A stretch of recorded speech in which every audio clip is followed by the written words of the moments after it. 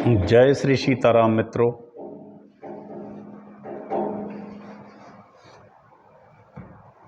श्रद्धालु श्रोता बंधुजन, श्रद्धालु हमारे देश की मातृशक्ति पूजनीय वंदनीय भक्तजन, वंदनीय गुरुजन, वंदनीय ज्येष्ठ, वंदनीय भारत माता, सभी देशवासियों को मैं टीकमगढ़ मध्य प्रदेश से डॉक्टर राजेंद्र मिश्रा प्रणाम करता है। प्रणाम स्वीकार करें। मित्रों, आइए श्रीमद् देवी भागवत की मैं कथा कह रहा हूँ। कथा चौथे स्कंद में चल रही है। कथा बड़ी रोचक है, भक्तिपूर्ण है। देवी भागवत एक अत्यंत भक्तिमय 18 पुराणों में तिलक के समान है। इसमें माता जगदम्बा की महात्म का, चरित्रों का बड़ा ही वर्णन व्यास जी ने किया है। और यह कथा नैमिषारण्य तीर्थ में सौनक सूत जी के द्वारा सुनाई जा रही है।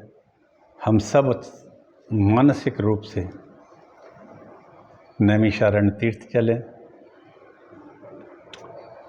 नैमिषारण्य का मतलब होता है निमेष, पलक झपकती है जो। और ऐसी कथा है जिसमें पलक न झपके और सुनने में निरंतर कभी कान इससे पूरे ना हो, भरे नहीं, एक हमेशा सुनने की इच्छा बनी रहे, जिज्ञासा रहे। ऐसी अद्भुत कथा में ये श्रीमद् देवी भागवत की आप लोगों को सुना रहा हूँ और यथारूप सुना रहा हूँ। आप लोग सुनिए। माता जगदम्बा आपका कल्याण करे। एक छोटा सा मंगलाचरण करते हैं, इसके बाद हम कथा कहेंगे। नमोस्तु रामाय सा लक्ष्मणाय देव्यै च तस्यै जनकात्मजायै नमोस्तु रुद्रेन्द्रियमानिलेभ्यो नमोस्तु चंद्राग्नि मरुद्गणेभ्यः जगमंगल गुण ग्राम राम के दानी मुकुट धन धर्म धाम के जगमंगल भल काजु विचारा बेगिए नाथ न लाए बारा गंगा तरंग रमणी जटाकलापम गौरी निरंतर विभूषित वाम भागम नारायण प्रिय मृंग मदापहारम वाराणसी पुरपतिम भज विश्वनाथम अच्युतम केशवम राम नारायणम कृष्ण दामोदरम वासुदेवम हरिम श्रीधरम माधवम गोपिका वल्लभम जानकी नायकम श्री रामचंद्रम भजे। लेते सदा सुध दीन की सहज दया के धाम, लेते सदा सुध दीन की सहज दया के धाम जननी जनक राजेंद्र के प्रभु श्री सीताराम सियावर रामचंद्र की जय। मित्रों, कल तक मैंने कहा था कि जब शुक्राचार्य जी तपस्या के लिए चले गए तो बृहस्पति जी ने शुक्राचार्य का स्वरूप बना के वेश बदलकर उन्हीं जैसे बनकर दैत्यों के साथ 10 वर्ष तक रहे और दैत्यों को भ्रमित करते रहे, कमजोर हो जाए जाके। अब जब जब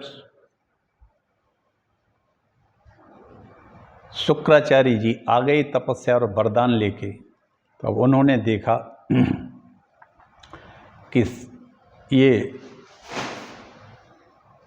बृहस्पति जी मेरा स्वरूप लेके इन दैत्यों को भ्रम में डाले। तो उन्होंने छद्म रूप से बृहस्पति शुक्राचार्य बने दैत्यों को उपदेश जो कर रहे थे कहा, अरे दैत्यों, ये देव गुरु बृहस्पति है, शुक्राचार्य नहीं है। बृहस्पति जी कहने लगे, अरे दैत्यो, यह छलिया देवगुरु तुमको बहकाने आया है। मैं ही तपस्या करके शिव जी से वरदान पाकर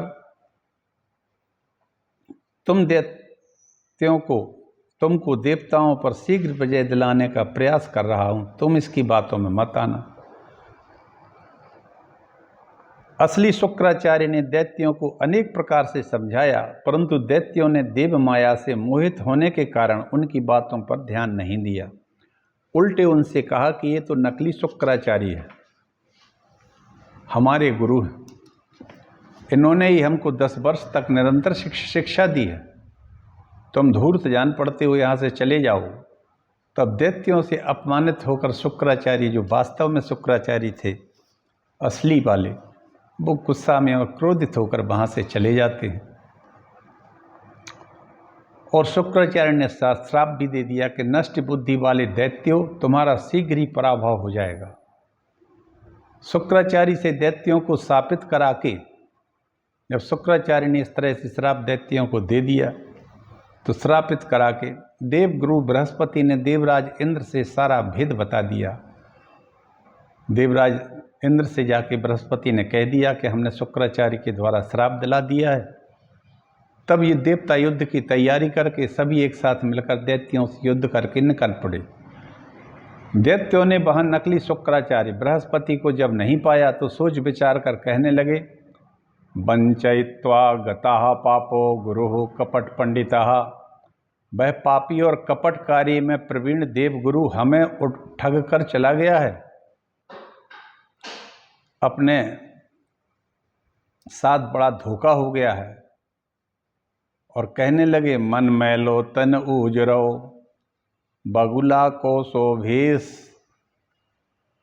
तोते तो कागा भलो भीतर बाहर एक।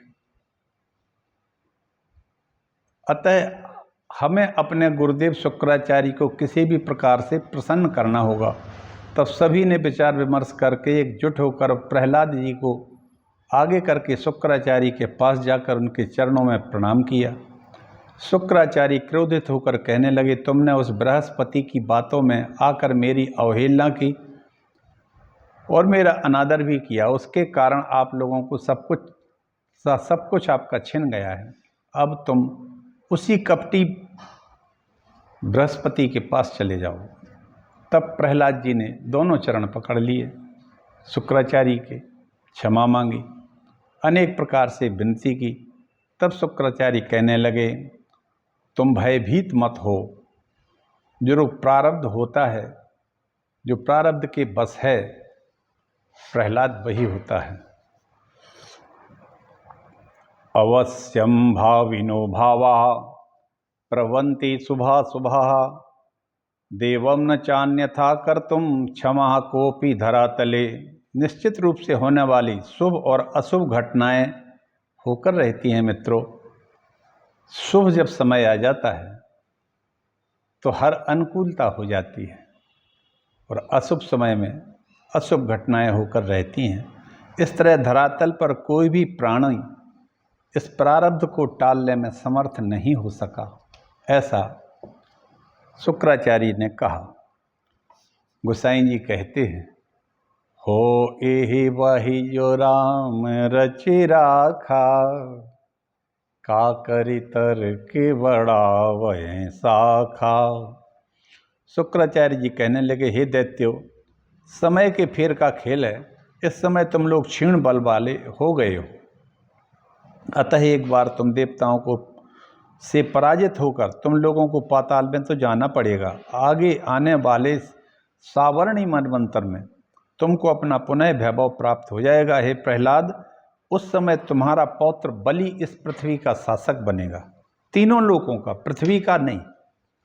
तुम्हारा जो पौत्र है, नाती है, विरोचन का पुत्र है, प्रहलाद जी के पौत्र हैं, बलि इन तीनों लोगों का शासक बनेगा। इस तरह से शुक्राचार्य जी ने प्रहलाद से कह दिया।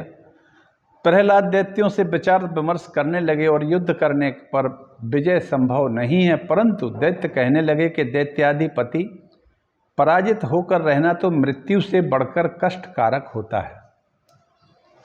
अब ये है मित्रों हमारे इस भारतवर्ष आर्यावर्त की वास्तविक स्थिति कि हम युद्ध करते, परिणाम जो भी हो, लेकिन पराजित होकर जीना कष्टकर होता है। इस बात का संदेश सभी को जाना चाहिए। संभवावितस्य चाकीर्तिर्मरणार्दितर्च्यते। श्रेष्ठ पुरुषों के लिए अपमान मृत्यु से बढ़कर है। हे दैत्य श्रेष्ठ, आप युद्ध में हमारे आगे रहें, हम युद्ध अवश्य करेंगे। हार और जीत का निर्णय तो बाद में है। उनके जोश को देखकर महान बलवान प्रहलाद ने सभी दैत्यों के साथ लेकर देवताओं पर आक्रमण कर दिया और युद्ध पूरे 100 वर्षों तक चला। इस तरह प्रहलाद के नेतृत्व में दैत्यों ने देवताओं के साथ 100 वर्ष तक युद्ध किया। बड़ा घमासान युद्ध होता रहा और अंत में दृढ़ निश्चय और साहस के कारण दैत्यों को विजय प्राप्त हो गई। पराजित देवताओं ने देवगुरु बृहस्पति के कहने पर इंद्र ने देवी भगवती की स्तुति की। अब जब देवता पराजित हो जाते हैं, सभी पहुँचे देवगुरु बृहस्पति के पास। देवगुरु बृहस्पति ने कहा कि हम सब चल के अब देवी भगवती की स्तुति करें। सभी देवता इंद्र सहित माता जगदम्बा के पास पहुंचते हैं और भगवती की स्तुति करते हैं। वाह! नमस्ते भुवनेशानी शक्ति दर्शन नायिके, नमस्ते भुवनेशान शक्ति दर्शन नायिके, दस्तत्वात्मिके मातर महाबिंदु स्वरूपिणी। हे भुवनेश्वरी, हे शक्ति, हे शक्तादि 6 दर्शनों की नायिका स्वरूपिणी, हे 10 तत्वों की अधिष्ठात्री देवी, हे महाबिंदु स्वरूपिणी, हे माता जगदम्बा, हम सब आपको नमस्कार करते हैं। बोलिए भगवान महादेव की जय, भगवती जगदम्बा की जय। हे भुवनेश्वरी, हे जगन माता, हे आदि शक्ति, कृपा करिए, हम सभी देव अति दुखी हुए, हे भुवनेश्वरी दया करिए। इस प्रकार इंद्र ने भगवती की 11 श्लोकों में स्तुति की। इंद्र की स्तुति को सुनकर देवी भगवती तुरंत प्रकट हो गई। उनकी 4 भुजाओं में शंख, चक्र, गदा और पद्म शोभायमान हो रहे थे। सिंह पर विराजमान थीं, लाल वस्त्रों से अत्यंत दीप्तिमान लग रही थीं और दिव्य मालाओं से विभूषित थीं। चिंतयन परमेशानी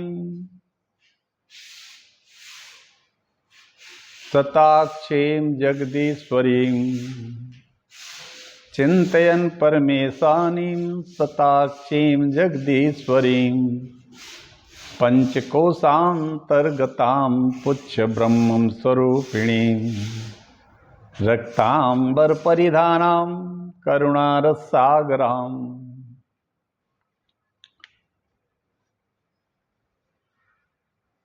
चिंतयन परमेशानीं सताक्षीं जगदीश्वरीं, चिंतयन परमेशानीं पुच्छ ब्रह्म स्वरूपिणीं, रक्तांबर परिधानां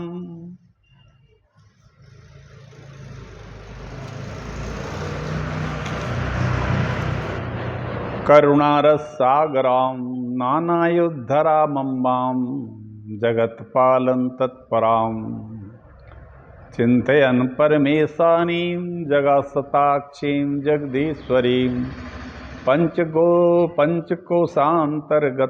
पुच्छ ब्रह्म स्वरूपिणीं, रक्तांबर परिधानां करुणारसागरां, नानायुद्धरामम्बां जगत्पालं तत्परां। इस तरह से भगवती शताक्षी शाकंभरी की स्तुति करते हैं सभी देवता।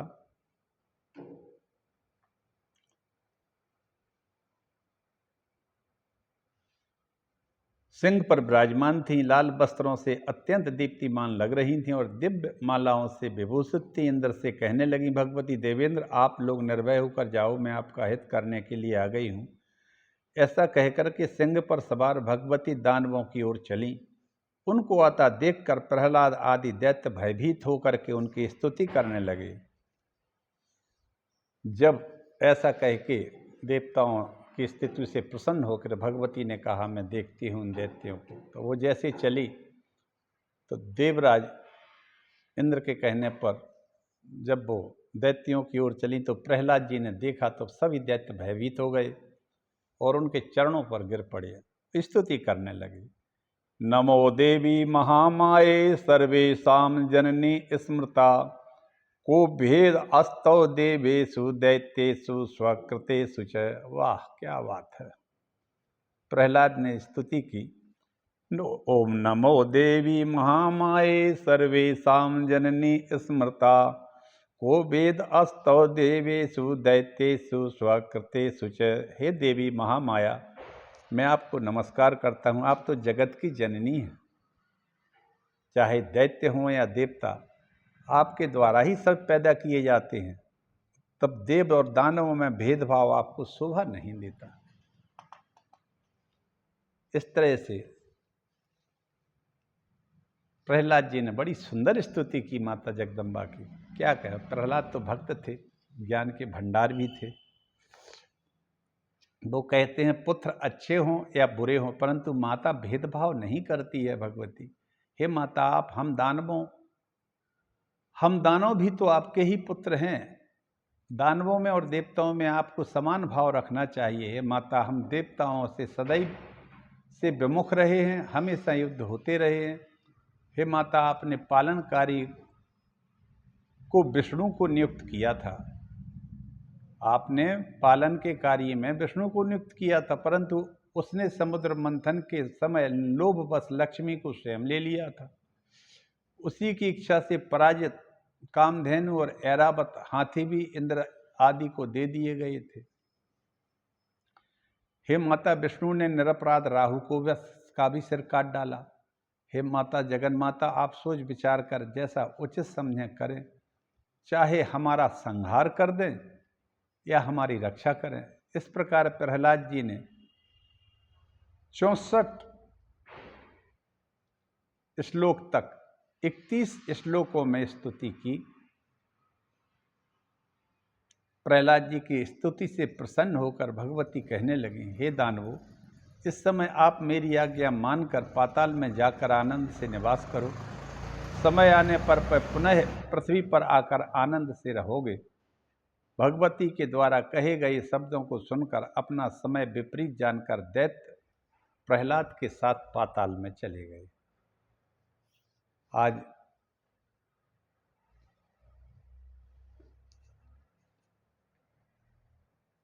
मित्रों, आज मैं अपनी कथा को यहीं विराम करता हूँ। कल अवतारों का वर्णन करेंगे। समय समय की बात होती है। समय समय सुंदर समय, समय समय की बात, किसी समय के दिन बड़े, किसी समय की रात। एक दिन कृष्ण को रण छोड़ नाम पड़ियो, एक दिन कंस को पछाड़ दियो छन में। एक दिन अर्जुन ने महाभारत जीत लियो, एक दिन भीलन ने लूट लियो वन में। एक दिन रावण ने 10 दिशा जीत लई, एक दिन 10 सिर कटे पड़े रन में।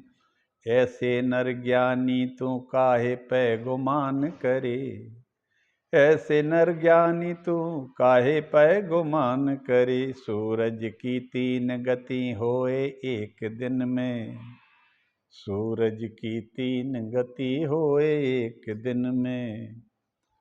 समय समय सुंदर समय, समय समय की बात, किसी समय के दिन बड़े, किसी समय की रात। सियावर रामचंद्र की जय। अयोध्या राम लला की जय। बोलो सब हर हर महादेव, जय जगदम्बे। इसी के साथ मैं अपनी वाणी को विराम देता हूँ मित्रों। जय श्री राम। आगे की कथा कल कहूँगा। चतुर्थ स्कंद की कथा चल रही है, कल अवतारों का वर्णन कहूँगा। सबके ऊपर जगदम्बा की कृपा बनी रहे और सब भगवती महामाया के चरणों में भक्ति में अपने आप को रखें, आनंद से रहें। परमात्मा की कृपा देश पर, धर्म पर, सब पर बनी रहे। इसी के साथ मैं अपनी वाणी को विराम देता हूँ। हर हर महादेव। शंभो।